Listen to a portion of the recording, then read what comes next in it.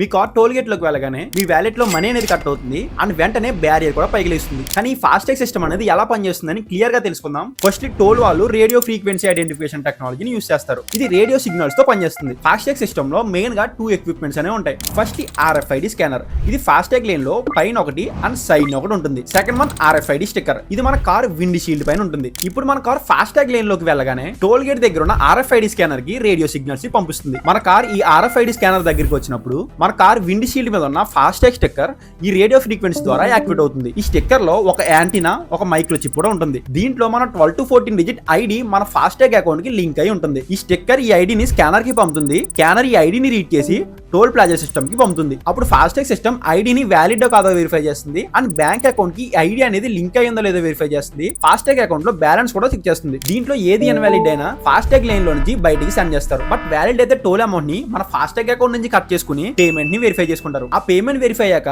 System barrier కి signal ని send చేస్తుంది. వెంటనే ఆ బ్యారియర్ అనేది పైకి లెగుస్తుంది. ఆ టోల్ నుంచి మనం బయటకు వచ్చేస్తాం. ఈ ప్రాసెస్ అనేది ఎగ్జాక్ట్ గా 2 to 5 సెకండ్స్ లో మొత్తం కంప్లీట్ అయిపోతుంది. ఈ వీడియో మీకు ఇన్ఫర్మేటివ్ అనిపిస్తే ఈ పేజ్ ని ఫాలో చేసుకోండి.